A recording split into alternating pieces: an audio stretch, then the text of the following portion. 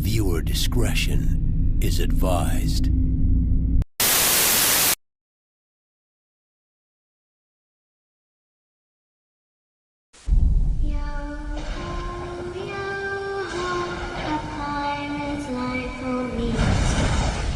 Just when you thought the seas were safe. Buttpirates of the Caribbean, gay man's chest. Hey-o, lads, batten down the hatches, go ahead and swap the diggity decks, and we'll have a biscuit and a cribbity ding dong when we're done with the He thought the curse was broken. Where's Captain Crack Sparrow? When all it was really doing was hiding in the closet. They're flanking our mud dungeon! Hunker down before they get in behind us! Oh, Captain, I'm sorry to inform you, but I think we're being followed by butt pirates. Crack Sparrow! I know you're on this butt shit. Starring Johnny Deeper as Captain Crack Sparrow. Grab me kettle and clean out the coffee can. I'm about to dip me biscuit in a dark glass of Mantic. Orlando Broomstick as William Burner. Those pirates are mad, Sparrow. They have meat cannons. And that one chick that nobody cares about because this is a gay movie. Load the cannons and prepare to fire off! When I find Sparrow, I'll show him my pork sword! This summer. When you're done scrubbing the decks, you'll scrub the ass! The seas. Has anyone ever told you your sash makes you look queer? Get gay. You're the kind of pirate that would blast on a dead man's chest. Buttpirates of the Caribbean, gay man's chest. In theaters this summer. The Bucks' biggest blowout came just a year ago when the Saints curb stomped them on Sunday Night Football. Turns out this might have been the best thing to happen to them. After losing by 35, Tampa went on to take 9 of their next 11 and win the whole damn thing. 95% of quote-unquote Bucks fans are just Brady fans who migrated from New England when Brady left there in 2019. The entire Brady era in Tampa is fake, and once he finally decides to actually retire, be it from boredom or finally completing his transformation into a Team America puppet, everybody will go back to forgetting about the Bucks. It's incredible how insecure Brady fans remain despite his resume being untouchable and the fact that he's considered the GOAT by 99.9% of people, which, yes, now includes me. But despite me conceding Brady is the GOAT on the field, nothing will ever make me respect Brady fans. You can't handle somebody not liking your favorite mega-rich athlete who, by the way, wouldn't even piss on you if you were on fire in front of him. Oh, I'm so sorry I'm not a fan of a guy who took government loans to buy a yacht during a global pandemic and does business with a snake oil salesman who used to steal money from terminally ill people. The sport will be leaps and bounds better the moment you shit stains go away along with plastic surgery, man. A multiple-time host of the Super Bowl, Raymond James is actually very similar in architecture to Nissan Stadium. Other than that, it's pretty standard except one main feature, of course. I got to go on the pirate ship, which, by the way, like, that whole area was designed by Disney. So, like, that was a cool little Easter egg to have. But I actually liked the look of Raymond James because of how opened it was. Like, that whole back end zone is like wide open and you can literally see like right into the stadium. So it was just like an interesting view.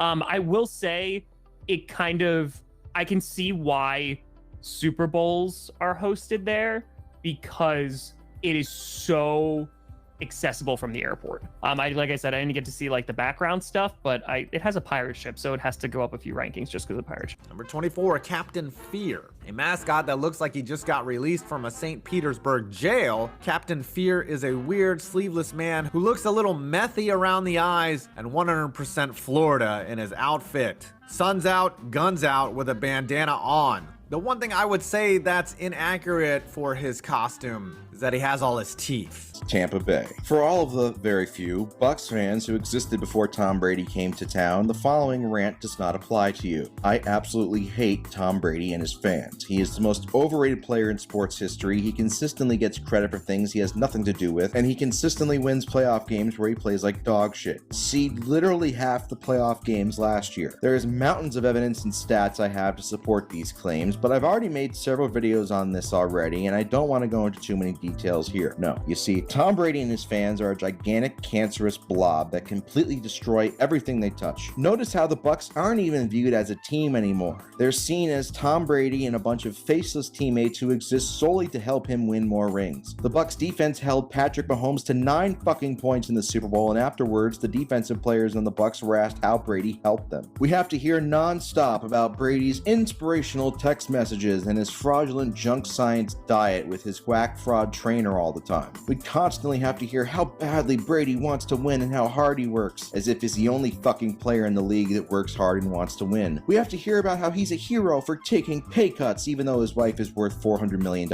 His fan base is a cult full of people who live unfulfilled lives. Because they are unsatisfied with their own lives, they live vicariously through Brady, since Brady has lived a life full of unprecedented amounts of privilege and good fortune. They see any criticism of Brady, fair or not, as an attack on them and their worthless livelihood. In response, they will ruthlessly attack people and their families in any way they can. I know this firsthand. Brady's unprecedented and undeserved success has completely ruined sports discourse forever, and the worst part is that it's not done yet, as Tampa is set up perfectly to repeat as Super Bowl champs this year. I hope I'm still around to witness an NFL without Tom Brady, an NFL where great quarterbacks with remarkable talent are rewarded instead of a minimally talented, unprecedentedly lucky cheating fraud who thrives off of defensive pass interference flags, checkdowns, short fields, and freak occurrences to win. A fraud who lets accused rapists like Antonio Brown into his home around his kids, takes government loans to buy yachts during pandemics, and gets women pregnant before leaving them for a supermodel who looks like a man. I don't care how many rings Brady wins, he will never be the best quarterback of all time, and I hope you Bucs fans know that once Brady is finally done squeezing all the juice out of this super team in Tampa Bay, he will discard you all like a used condom. Fuck Tom Brady, and if you root for Tom Brady, fuck you, Captain Fear, Buccaneers. I don't understand the look Tampa was going for here. The big blue eyes are so out of place from the rest of the fierce pirate look. The mascot, named Captain Fear, looks like he's clenching his butt cheeks as hard as he can so he doesn't shit all over the floor. His sword also looks like a giant dildo. At least with Tom Brady on the team, his sword isn't the only giant dildo in Tampa anymore. Rating 3 out of 10. Tampa Bay Buccaneers, Tom Brady. This selection speaks to both how good Brady was with Tampa, barf, and how bad the rest of the Buccaneers' history with quarterbacks is. Quite simply, Brady put up 2 monster statistical seasons in Tampa and won a Super Bowl. Brad Johnson won a Super Bowl with Tampa, but his stats aren't close to Brady's. Then you got guys like Jameis Winston, Josh Freeman, Doug Williams, and Vinny Testaverde, who can't be seriously argued over Brady either. It is what it is. God damn it, Jared Cook, why did you have to fumble that ball? Tampa Bay Buccaneers, Bruce Gradkowski. I want to give a shout out to Randy Hedberg, who in just 90 passes in 1977 threw 0 touchdowns and 10 interceptions for the Bucs. Unfortunately, he didn't meet my attempt qualifiers, so the honor goes to Gradkowski instead. In 2 years with Tampa, Gradkowski threw 9 touchdowns to 10 interceptions for a dreadful 65 passer rating. He started 11 games and went 3-8. He managed to carve out an 11-year NFL career mostly holding a clipboard. Good for him, I guess. Tampa Bay Buccaneers, 1999 NFC Championship game. I almost went with Tampa's loss to LA this year to piss off Brady fans, but I decided not to. Instead, I chose the 99 NFC Championship game. St. Louis entered the game as 14-point favorites over Tampa, so how can this be a choke on Tampa's part? Well, the fact that their offense wasted a generational defensive performance against the greatest show on turf. Tampa's D held the potent Rams offense to just 9 points on 10 possessions, but it was all for naught as Tampa's offense generated just 6 points on 11 drives. This game was famous for creating the Burt Emanuel rule, after the Tampa wide receiver had an apparent catch late in the game overturned. Could the outcome have been different if that catch had rightfully stood? We'll never know. I doubt it. Tampa Bay Buccaneers, Jameis Winston. Yes, once again, I considered putting Tom Brady for shits and giggles, but I resisted the urge. Before Brady, there really weren't any Buccaneers quarterbacks who were that highly thought of in the first place, so it was tough to pick one, but I went with crab legs. Winston was inconsistent as fuck and famous for his terrible interception habits in Tampa, but despite this, I see a large amount of Winston defenders who think he still has a chance to become a great quarterback. Sorry, I don't. Tampa Bay Buccaneers, Tom Brady. I'm not going to praise Thomas any more than I have to for fear that I might vomit, but yes, he is the best player the Bucs have, even at his big age. We just can't beat this guy. Tampa is once again loaded at receiver, so there's no reason to think Brady won't have another monster season, unfortunately. Fuck him and his sleazeball personal trainer Alex Guerrero. Tampa Bay Buccaneers, Tom Brady. Shady Brady is still going strong and always seems to make throws at crucial moments for his team, but since it's Brady, he will always take all the credit for his team winning, even when he doesn't deserve it. Therefore, it's impossible for him to not be somewhat overrated, even if he is the GOAT and has an unmatchable resume. Verdict? Overrated, but still. Tampa Bay Buccaneers. 95% of quote-unquote quote-unquote Bucks fans are just Brady fans who migrated from New England when Brady left. The entire Brady era in Tampa is fake, and once he finally decides to actually retire, be it from boredom or finally completing his transformation into a Team America puppet, everybody will go back to forgetting about the Bucks. It's incredible how insecure Brady fans remain despite his resume being untouchable and the fact that he's considered the GOAT by 99.9% of people, which, yes, now includes me. But despite me conceding that Brady is the GOAT on the field, nothing will ever make me respect Brady fans. You fucks personally harass people and their families for not liking your favorite mega-rich athlete who, by the way, wouldn't even piss on you if you were on fire in front of him. Oh, I'm so sorry. I'm not a fan of a guy who took government loans to buy a yacht during a global pandemic and does business with a snake oil salesman who used to steal money from terminally ill people. The sport will be leaps and bounds better the moment you shit stains go away along with plastic surgery man. Oh, and by the way, Brady still has a worse playoff pass rating than Blake Bortles. Tampa Bay Buccaneers, Baker Mayfield. Bryce Young fans, don't look at Baker Mayfield's career. Now that Tom Dilfer has officially retired, the Buccaneers are back to being irrelevant with shitty quarterback play. At this point, Baker's reputation is in the dump. He was once considered a future star and a former first overall pick, but that's just not how his career is going to go. Is it fair to say that he has a lot to prove when nobody expects him to do anything? I don't know. Much like with Colt McCoy, I feel like everybody knows he sucks and he's just a temporary starter with no expectations. So therefore, I would say his prove it rating is pretty low. Not because he's good and has accomplished a lot, but because he's already proven that he sucks. Therefore, I'd say his prove it rating is about a 3.5 out of 10. Tampa Bay Buccaneers, Tristan Wirfs. Now that plastic surgery man is out of Tampa Bay after 3 years, the Bucs are now officially Tristan Wirfs' team, who has been a stalwart tackle ever since he entered the league in 2020. The Bucs don't have a great roster, but luckily for them, the NFC South should once again be dog shit. So perhaps Wirfs can block good enough for whoever Tampa's quarterback is to get them back in the playoffs again. Honorable mention goes to the longtime Buck Levante David for his consistently productive play from the linebacker. The Tampa Bay Buccaneers, 2017, O.J. Howard. Howard has never played up to his physical skills and measurables, and he lasted 5 years in Tampa without ever really making much of an impact. Therefore, I would say he was a miss. 2018, Vita Vea. Vea has developed into one of the best nose guards in the league and can be straight up dominant at certain points. He's been a hit. 2019, Devin White. A very polarizing player who has a great highlight tape, but on a play-by-play basis is usually out of position and makes a lot of dumb plays. The Bucs are also looking to trade him, so that basically says it all. But he was a key part of their 2020 playoff run, so I have to say he's mid. 2020, Tristan Wirfs. Wirfs has already made 2 Pro Bowls and a first-team All-Pro in just 3 seasons. He looks to be the leader of the Bucs franchise for the foreseeable future now that Tom Dilfer has retired. Hit. 2021, Joe Tryon Shoyinka. Shoyinka still hasn't reached his potential, but he does have a very bright future. Thus far, I would say he's been Tampa Bay Buccaneers, Devin White. There is no player right now whose raw stats paint a larger picture between how good they are and how terrible they are. Looking at just Devin White's raw stats, you would think this guy is Ray Lewis. But once you dig a little deeper, you realize he is constantly missing tackles, constantly out of position, and constantly gives up a bunch of passes and touchdowns and pass coverage. And I do laugh because he has never, ever been considered good by Pro Football Focus. And I know PFF's grades aren't end-all be-all, but I think for the most part they give a pretty good idea of how good a player is, and I just think it's hilarious that they absolutely hate Devin White. But there are still a disturbing amount of people who think he's actually good because his good plays are so good and amazing because he's a freak athlete that he makes this list. Tampa Bay Buccaneers, 2020 Tom Brady. If I wanted to be a Tom Brady hater, which I'm not, I've never once hated on Tom Brady before in my life. I swear, okay? I would say that this season doesn't count because it was a pandemic season and there were no crowds, so basically it's a Mickey Mouse ring. But I'm not a hater, okay? Stop saying I'm a hater. Brady threw for over 4,600 yards, 40 touchdowns, a 102.2 passer rating, and 3 more scores in his first season in Tampa, which saw the Bucs finish 11-5, before going on to win 4 straight playoff games and the second Super Bowl in franchise history. Although Brady's postseason had good stats, he was again up and down as he usually is, and benefited from a bunch of short field that nobody ever talks about because Tom Brady has to get credit for everything because he's Tom Brady. He also single-handedly held Patrick Mahomes to just 9 points in the Super Bowl, so good for him. Tampa Bay Buccaneers, Todd Bowles. All I gotta say is this. We all know how much I despise Tom Brady, but do you know how difficult it is to have a losing record with Tom Brady as your quarterback? Todd Bowles somehow did that. Now, while that also speaks to Brady being maybe a bit of a Belichick merchant. I'll see how I flip the narrative. It also reflects terribly on Bowles, who already was pretty bad during his tenure as Jets head coach back in the day. Basically, if the Buccaneers start off slow, which they very easily could because they're probably going to suck, I think Bowles will get fired pretty early in the season. He is my pick for the first coach to get fired. Therefore, I have his hot seat ranking at a blistering 5 out of 5. Tampa Bay Buccaneers. Shout out to the 15 or 20 actual Buccaneers fans that are left now that Tom Brady has finally discarded your team like a used condom. Statistically, the Bucs have the worst win-loss percentage of any team in NFL history, and it's not a surprise. The surprise is that you've somehow managed to win 2 Super Bowls. Well, Tom Brady's devil luck and no crowds for road playoff games explains your 2020 Mickey Mouse ring, but 2002? I'm not sure how that happened. Without Brady, your team is back to being the irrelevant franchise it always has been outside of the late 90s, early 2000s. This franchise sucks so badly, you somehow had a losing record with Tom Brady as your quarterback. I never thought I would see that, not that I'm complaining. Mike Evans is back to being the face of the franchise now, a likable guy who might even be a Hall of Famer someday. One of the few things you Bucs fans have to look forward to is Evans continuing his 1,000-yard streak, but even if he gets another 1K this year, he still isn't the best receiver from the 2014 draft. That distinction belongs to Davante Adams. Now that all the Brady bandwagoners are gone from your franchise, most of the venom has gone from me as well. You're too irrelevant to get upset over, and I would bet good money your head coach and starting quarterback in Week 9 will both be different than they are in Week 1.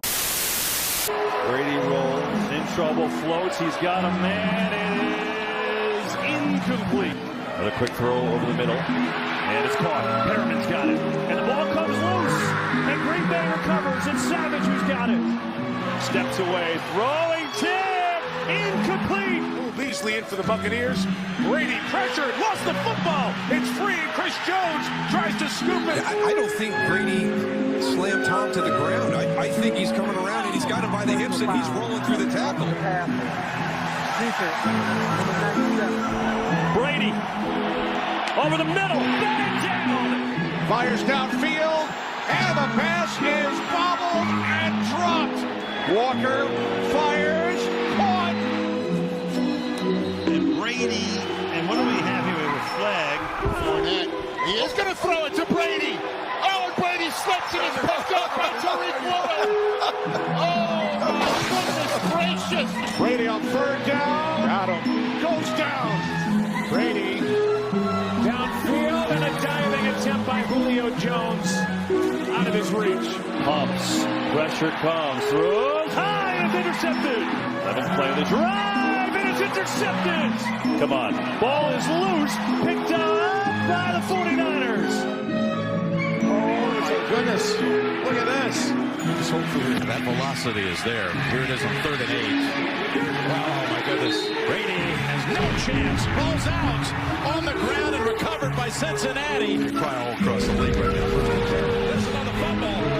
Another mishap. He got hit when he threw it. And that bounced off the ground before Pratt got his hands on it. Oh, my gosh. We just showed, right? It's a little risky against him. 2nd and goal. Brady pulls it down. Now throws it. Intercepted by Curse. Prescott. Touchdown. Prescott. End zone touchdown, Dallas. Brady throws over the middle, incomplete for Evans. Good protection, and the pass wide open. Touchdown, Lamb. A total breakdown in coverage. And Dak Prescott has had a fantastic night. On January 26, 2003, the Tampa Bay Buccaneers defeated the Oakland Raiders for their first Super Bowl in franchise history.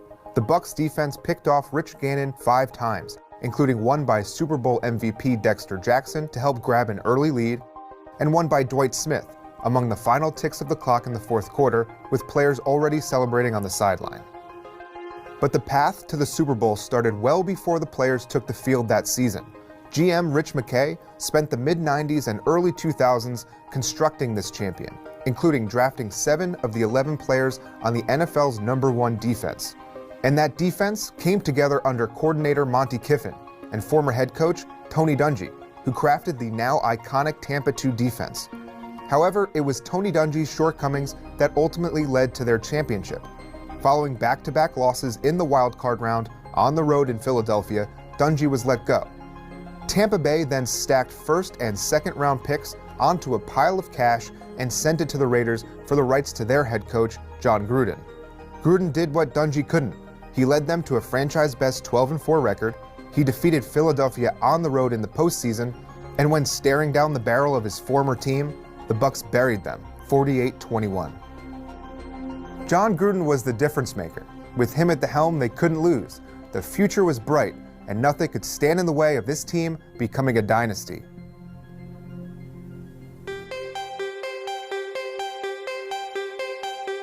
Throughout their Super Bowl run, it was known that the relationship between Jon Gruden and his leading receiver Keyshawn Johnson was less than amicable.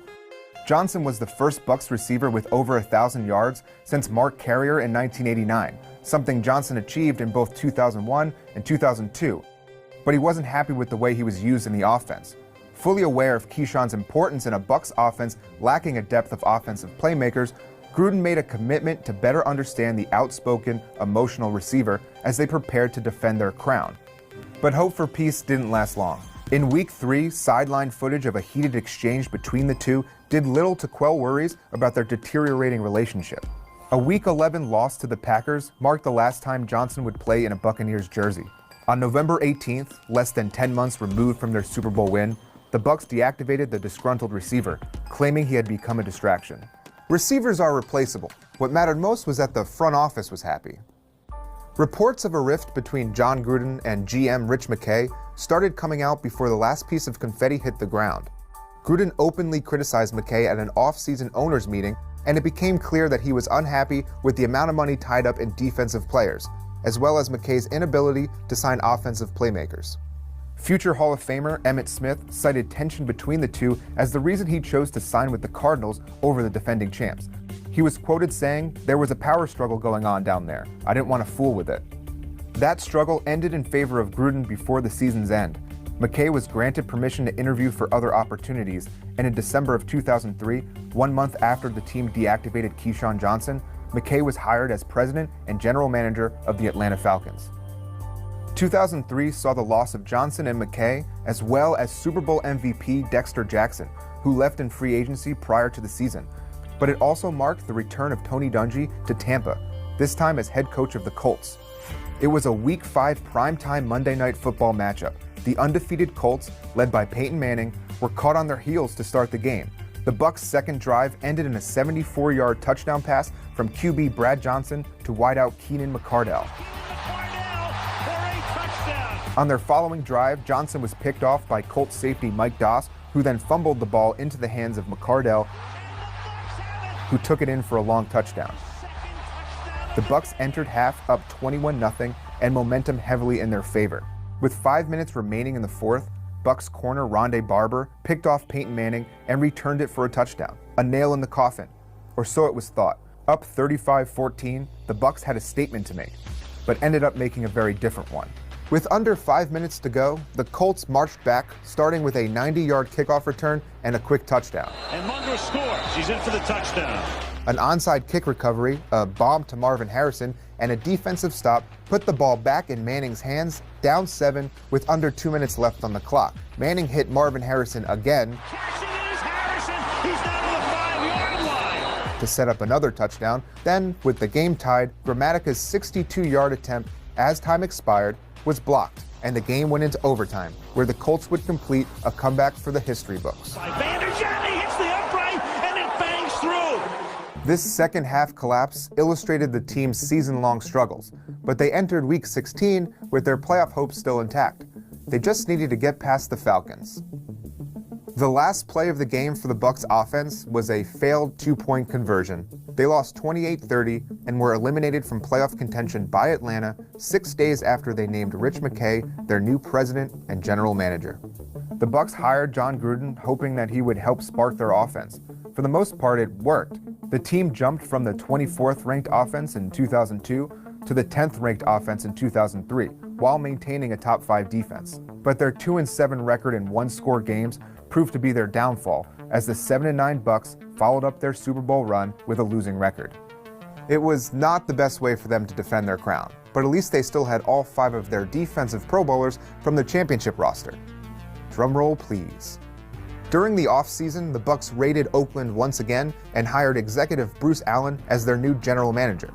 Allen and Gruden then shocked the Buccaneers fan base by releasing fan favorite and 3-time first-team All-Pro safety John Lynch.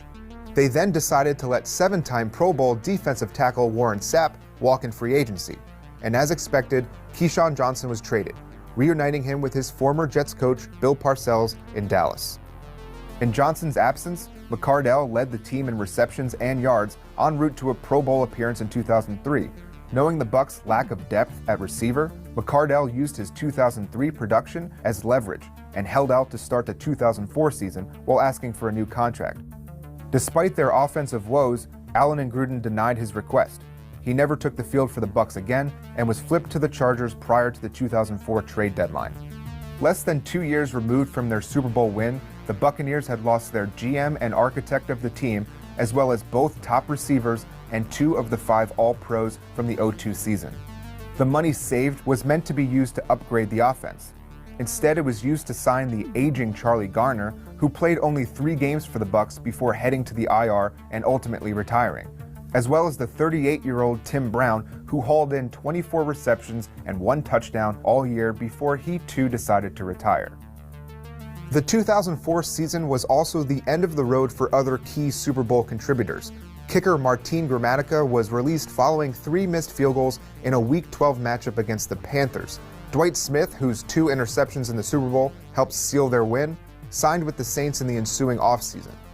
And Brad Johnson, who, after starting the season 0-4, was benched in favor of 2003 third-round draft pick Chris Sims. He was cut at the end of the season at the age of 36. As for Sims, he made his first career start in Week 5 against the Saints and threw 8 passes before leaving in the first quarter with a shoulder injury. Free agent acquisition Brian Griese took over until Week 17 when Sims would get his second career start. A 7-12 loss to the Cardinals to finish the season with a 5-11 record at the bottom of the NFC South. The Buccaneers became the first team in NFL history to follow up a Super Bowl win with back-to-back losing seasons. But all was not lost. Yet. In 2005, the Bucs featured only 2 offensive starters from the 2002 team, but with largely the same faces on defense, they enjoyed a rebound year. They were once again the #1 defense, and first-round draft pick Cadillac Williams was named Offensive Rookie of the Year, as the 11-5 Bucs finally returned to the postseason. But with 3 minutes left in the wildcard game against Washington, receiver Adele Shepard dropped a potential game-tying catch in the end zone. On their next drive, Chris Sims threw his second interception of the game. The Bucs lost 17-10. To start the 2006 season, ESPN's power rankings had the Bucs in the middle of the pack. But they projected that if Chris Sims took a big step forward, they could be really good. Well, Sims threw 1 touchdown and 7 interceptions before rupturing his spleen and missing the rest of the season. He would never take the field for the Bucs again and was quoted saying his relationship with Gruden was broken because of the way the coach treated him during his recovery. Their last game of the season was a loss to the Seahawks. It was also the final game of fullback Mike Alstott's career. After neck surgery in the offseason, Alstott was forced to sit the entire 2007 season before ultimately retiring. The Bucs finished the 2006 season with a 4-12 record. Tony Dungy and his Indianapolis Colts finished as Super Bowl champs. In the offseason, the Bucs signed QB Jeff Garcia, who would go on to be the Bucs' only Pro Bowler in 2007. They returned to the playoffs only to get bounced in the wildcard round once again. This all put Jon Gruden on thin ice, right? Well, the Bucs re-signed him through 2011. However, he wouldn't need that much time to set up his grand finale. The 2008 Bucs tied a franchise best start, going 9-3. They were in position to earn a bye in the first round of the playoffs and completely bypass the wildcard round that had become so troublesome for them. Then, in Week 14, the Bucs visited a Panthers team also sporting a 9-3 record. A Monday Night Football matchup with control of the division on the line. The 2 teams entered the fourth quarter tied at 17. That's when the once mighty Tampa Bay defense began to crumble. Jonathan Stewart and D'Angelo Williams combined for 147 yards and 3 touchdowns in the fourth quarter alone. The Panthers grabbed hold of the NFC South with a 38-23 win and never let go. Starting with that game in Carolina, the Buccaneers didn't notch a single victory in the month of December. They fell from 9-3 to 9-7, and missed the playoffs following a loss to the team they had defeated for the championship only 6 years prior. Longtime defensive coordinator Monty Kiffin, who had become the league's highest-paid defensive coordinator the year before, left to join his son Lane at Tennessee, a decision announced in the middle of the Bucs' 4-game slide to end the season, and a sign that the golden era of Buccaneers football was coming to an end. Gruden was never really able to retool the offense the way he and the front office had hoped. He wanted to shift money and attention away from the defense and towards the offense, and in the end, it was the collapse of the defense that doomed them. On January 16, 2009, Jon Gruden was fired from the Tampa Bay Buccaneers, and so began their playoff drought. His time with the team ended a far cry from where it began, but every rise has a fall, and the guy at the end of the bar can still say, hey, we'll always have 2002. Just don't let him drive home.